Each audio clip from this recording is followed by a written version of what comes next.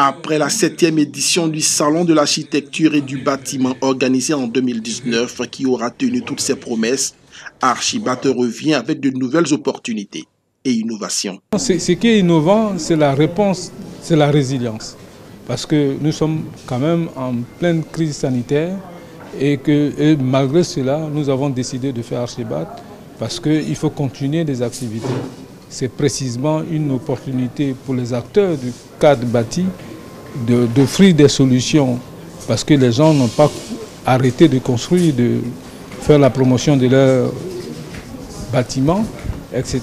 Et donc nous sommes obligés aussi d'apporter une réponse efficace, mais tout en tenant compte des mesures barrières.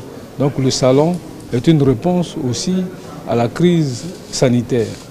On souhaiterait que la ville soit pensée et réalisée par les professionnels qui peuvent donc amener la qualité urbaine. C'est notre message ça. Et on l'adresse aux autorités, on l'adresse aux professionnels nous-mêmes, on l'adresse aux populations qui doivent comprendre qu'en tension, quand vous voulez construire votre maison, même si vous n'avez pas assez d'argent, allez voir un technicien qui va vous accompagner pour que vous ne perdiez pas en route votre ouvrage que vous êtes en train de faire. Du 8 au 11 décembre prochain sont attendus plus de 25 000 visiteurs au port de la lagune Ébrié. Les réflexions de cette 8e édition s'articuleront autour du thème « La fabrique de la ville aux professionnels ». Selon le président par intérim du Conseil national de l'Ordre des architectes de Côte d'Ivoire, le salon sera organisé dans le respect des mesures barrières liées à la crise sanitaire.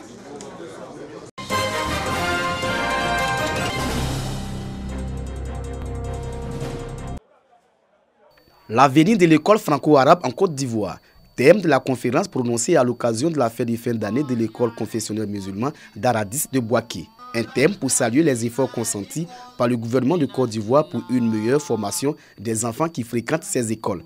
Taha Hussein, conférencier, souligne qu'aujourd'hui, les diplômes décernés à l'éducation formelle sont désormais une réalité dans les écoles franco-arabes.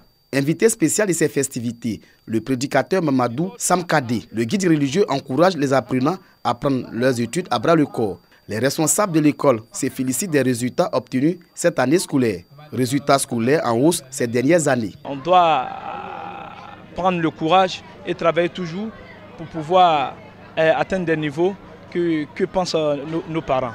Plusieurs activités étaient au menu de ces festivités de fin d'année. Ces activités rentrent dans le cadre de la valorisation de l'enseignement franco-arabe en Côte d'Ivoire. Daradis se trouve dans une position où elle est obligée de donner la même chance aux élèves sortant des Dar el-Hadith comme les élèves qui sortent des écoles formelles.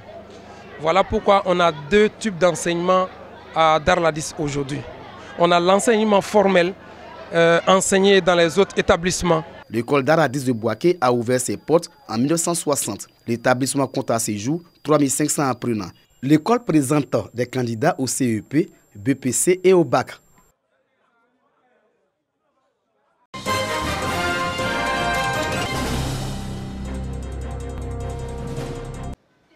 Jour de sport, séance fitness pour ces femmes de tout âge, venues d'horizons divers. Pour elles, l'autonomisation et l'épanouissement de la femme passent nécessairement par la santé. Le sport et l'alphabétisation sont des facteurs de développement. C'est pourquoi aujourd'hui nous sommes là, pour que les mamans en cohésion, elles toutes puissent se réunir et qu'on puisse faire vraiment ces journées de fitness. Réunies au sein de l'ONG Pluriel, elles veulent promouvoir le rôle de la femme au quotidien et dans toutes ses composantes. Moi, je ne savais pas lire, je ne savais pas écrire. Même écrire même mon nom, même écrire les messages, même par le téléphone, je ne savais pas faire. Mais quand j'ai commencé à venir suivre l'alphabétisation, j'ai commencé à savoir lire, savoir écrire. Quand je suis venu et puis je suis rentré dedans, maintenant je sais lire, je sais écrire. En tout cas, c'est cadeau, on ne paie rien. C'est ça qui me crédite. Tu s'en vas seulement là, c'est qu'on te montre tout ce que tu ne connais pas. Je suis allée à l'école, je suis arrivée en classe de CM2. Mais aujourd'hui, il y a plein de choses que j'ai oubliées. Aujourd'hui, avec l'alphabétisation qu'on a fait, ça m'a permis de pouvoir apprendre encore beaucoup de choses et avancer même dans ma vie. L'ONG entend marquer cette journée par des actions caritatives dans les hôpitaux et apporter un appui aux orphelins et aux veuves de Côte d'Ivoire.